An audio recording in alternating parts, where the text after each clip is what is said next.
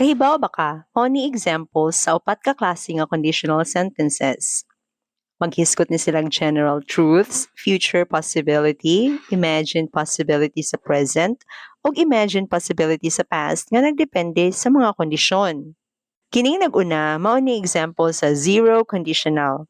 Gamiton ni pag-express sa mga general truths or facts, mga kamatuoran, kung unsay mahimong resulta inig mahitabo ang kondisyon. Ang laing pangalan ani, present real conditional. Pareho aning example, mahimong solid ang tubig kung imuhang i-freeze. Tinuod ni, ma-prove sa science, sa experience. Mahitabo ning pagkasulid kung naay kondisyon, kung i-freeze. Pero dili ni mo i-freeze, di raman pod mahimong solid. Combination nig duha ka clauses, ang main clause ug ang subordinate clause nga magsugod sa if. Og naay patterns sa verbs aning clauses sa conditional sentences. Basta zero conditional, parehong present simple ang verbs sa mga clauses. Kining ikaduhang sentence, example ni sa first conditional. Gamiton ni pang-express sa mga future possibilities nga mahitabo depende sa gihatag pod nga kondisyon. Ang tsansa nga mahitabo nis future mag-agad sa pagbuhat or pagkahitabo pod sa gihatag nga kondisyon.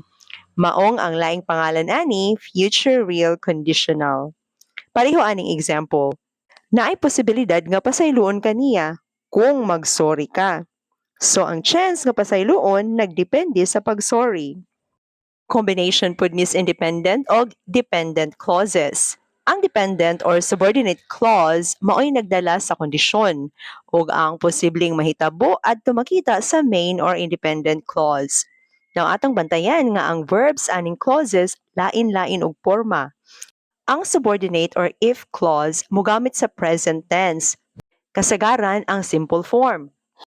Pero ang main clause mao'y butangan og modal verb nga magpakitag future possibility. Usually ang modal nga will. Pero pwede ning if clause niya gamitag laing subordinate conjunction nga magpakitag ihapog kondisyon. O kining main clause pwede gamitag laing modal verb makapakita pog future possibility.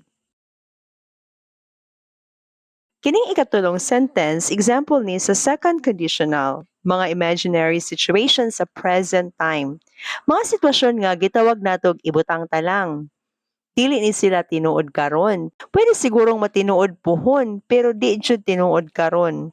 Pwede pod nga imposible jud nga matinuod bisan kanusa. Maong gitawag ni siya present and real conditional. Mogamit ta ani nga conditional sentence aron makakuha or makahatagtag suggestions, ideas, or advice. Pinaagi sa pag-emphasize sa ibutang talang nga sitwasyon.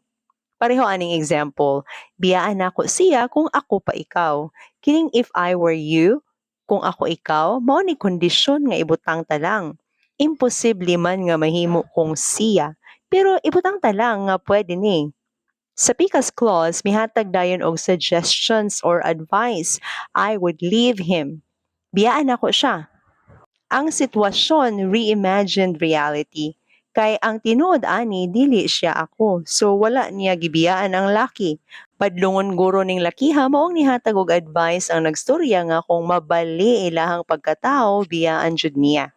Pero dili ni mo ay tinuod. Gi-imagine ra ni niya para makahatag og tambag or idea unsay maayong buhaton. Now, ang clauses ani sama sa ubang conditional sentences na ay patterns sa verb forms. Ang main clause nga verb pattern, would plus base form.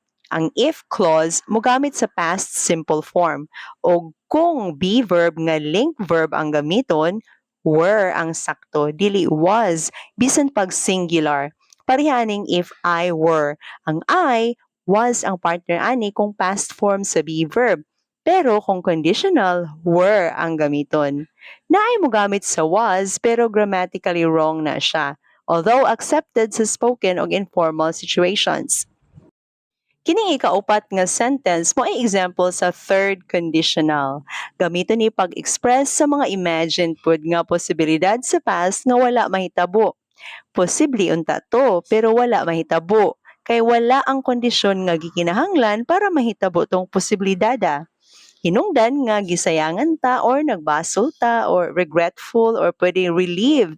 Nahuwasan baka ta kay wala mahitabo ang gikakuyawan o di ganahan. Pareho aning example, naaontay posibilidad nga kapasar siya sa test kung nag-review pa lang siya sa leksyon. Pero wala ni mahitabo nga posibilidad kay wala man siya mag-review. Lahi ang nahitabo, gi-imagine ra ni. Posible unta kung nabuhat pa ang kondisyon kining pag-review. Ang forma sa verbs sa clauses ani lahi-lahi pod. Ang main clause nga verb pattern would plus have plus PP or past participle. Ang if clause had plus past participle or ang past perfect tense. Unya atong timan-an nga pwede ning bali-balihon ang main clause o if clause sa conditional sentences. Pero kung mag-una gani ang subordinate clauses, kining if clause mo ay mag-una unya isuwat, butangan jud og comma before sa main clause or after sa if clause. Pareho aning examples. Ug mao ni ang upat ka klase sa conditional sentences.